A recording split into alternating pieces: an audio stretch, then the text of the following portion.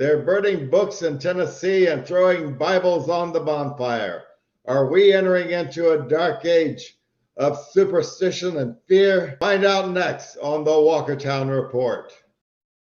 From fabulous Las Vegas, Nevada, you are listening to the Walkertown Report.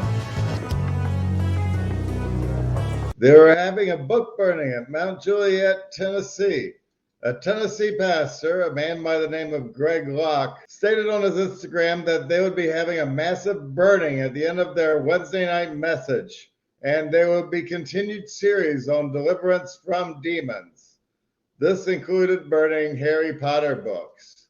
And it was sometime during the burning of this when a gay man came out and threw a Bible on top of the bonfire as well. Now, the reason book burning is such an issue is because there was also an issue where a Tennessee school board denied the graphic novel Moss to stay on its library shelves.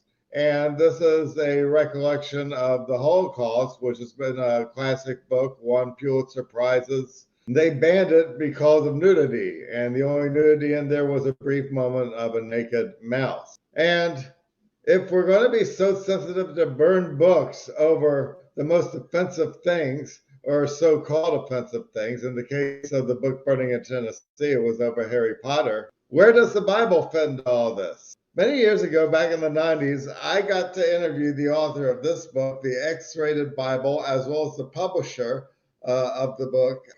That would be Adam Parfrey of Feral House. In light of the man throwing the Bible on the bonfire, I decided if we were to look at the Bible in the same way that they're looking at Moss, should the Bible even be on a public school shelf? Let's go back to the 90s and speak with Ben Eckerly as he tells us how he came up with the idea to do the X-Rated Bible. Basically, it goes back to being age 13 in Pittsburgh, Pennsylvania, and sitting on a streetcar because I had a long commute to school every day, and reading through the Bible. And I came upon the passage in Leviticus, mankind shall not lie with mankind as with womankind, it is abomination, they shall surely be put to death. And I think I turned every color of the rainbow, because even at age 13, I was already an active gay male, and all of a sudden I was devastated and traumatized that this book I had been taught to look to as the only infallible moral guide for all humankind was telling me that my sexual orientation was sinful and perverted and wrong, and it was absolutely difficult to deal with. Today, 1/3 of teenage suicides are gay kids. Even though gay kids only represent 10% of the teenage population. So, with that knowledge, if my X-Rated Bible can spare just one gay teenager from going through all the trauma and the self-doubt and the hatred that I went through, it will have been well worth the effort. But fast forwarding now from that age 13 to my position on the faculty at USC in the early 70s, the Gay Liberation Group at USC wanted to be able to function as a regular campus group, meaning that they had access to the student union building and all the other privileges that any student group on the campus would have. For the first time in the history of the University of Southern California, the trustees went into a secret ballot because they were all terrified what anybody would think if they looked like they were supporting gay rights or encouraging homosexuality. And we as a group, the Gay Liberation Group, had to finally threaten to sue them because they voted not to give us our status, our campus status. And one of the Campus Crusade for Christ members wrote to the Daily Trojan newspaper, "Trustees, please do not allow the Gay Liberation Front campus recognition because this would be encouraging homosexuality, which is condemned in the Bible." So I wrote a very brief article, Sex in the Bible, in which I pointed out that if you're going to go by what the Bible condemns, then fornication is also a capital offense. You should not live in sin if you're not married. Sex without benefit of the church.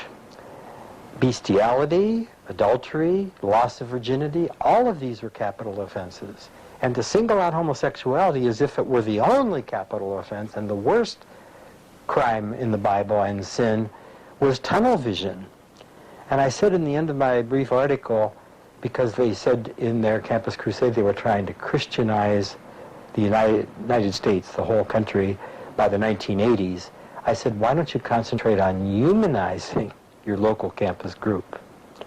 And it was after that I became involved with Madalyn Murray O'Hair and brought her to the campus to speak, that I decided to expand that single article, Sex in the Bible, with just a few examples, into my anthology, which is not exhaustive, but it's very comprehensive with 60 chapters and covers just about every facet of sex in the Bible. And of course, Madalyn Murray O'Hair agreed to publish it, and it came out under the imprint, then imprimatur, of the American Atheist Press in 1985. One thing that all fundamentalists insist on is there's no such thing as situation ethics. They accuse humanists and atheists and freethinkers of practicing situation ethics, meaning that you determine whether something is good or bad or right or wrong according to the situation. They say the Bible doesn't allow that. And a perfect example is Phyllis Schlafly, who of course heads the Eagle Forum. She was on television one day and she said, God's plan is so simple. One man, one woman, one lifetime. And that's her solution to getting married and living happily forever after, like a fairy's tale.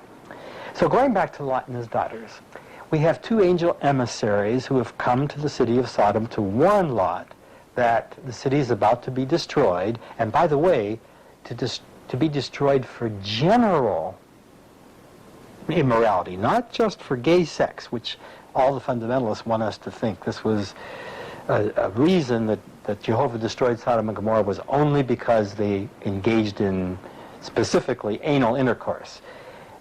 The destruction of the city was already foreordained, and in the New Testament, one of the writers, Jude, mentions that Sodom and Gomorrah was destroyed for general immorality. So when the angel emissaries came there, of course, if they were angel emissaries, they must have been very hunky-looking young dudes.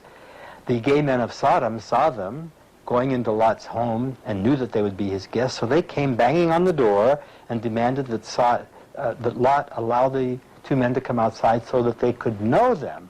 Now again, know them is the word in Hebrew meaning have intercourse with them, not to get acquainted and shake hands. They wanted sex, and nothing but sex.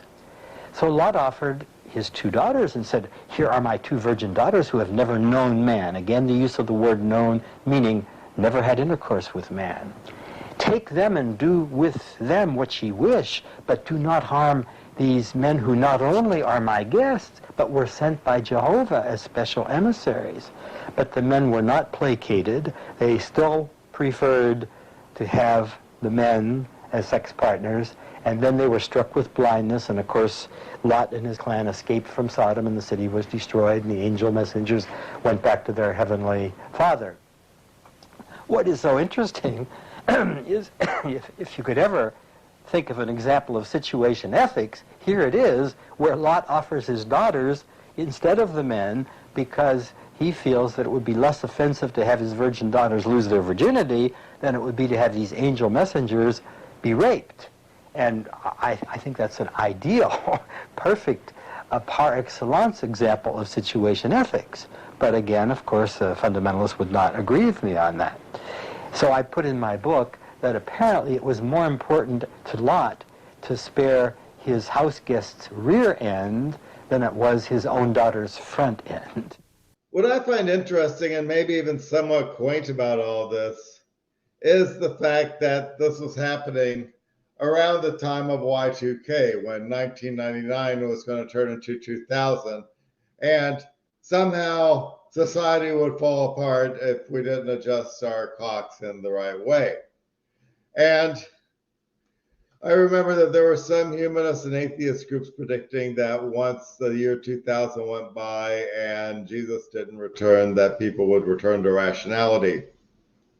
That hasn't been the case at all. You have a situation with the millennium, and I'm in the news groups and the internet, alt.apocalypse, alt.end times, or what have you, and so many people are ringing the bells and very happy that the world is going to end. Strangely enough, in Apocalypse Culture, this article was in it about the Christian right and Zionism, that actually people even like Ronald Reagan was with the belief that the Third World War would start with in the Middle East, in the grounds of Armageddon, with the help of Islam battling against the Jews, and the Jews are trying to tear away the temple or create the Temple of Solomon, but this second holiest site in Islam, Dome of the Rocks right there. So that will create a war, perhaps. And another way to create the Third World War or create the end of the world, and possibly it would, was to create this biological thing like this, the red heifer, the red cow that would be slaughtered in order to bring back the Messiah, the Jewish Messiah, and the Temple of Solomon, all this weird notions, and people believe in this so much, they're almost trying to create the end of the world. Maybe we are plunging into a new age of darkness and superstition. All the more reason to be more vigilant when it comes to reason and critical thinking. And you can still get the X-Rated Bible on the shelves or at Amazon.com. Just click the link on this description. And if you want to continue to support the podcast, click like, subscribe, or maybe order some of the merchandise you might see in the description. Thank you for watching the Walkertown Report.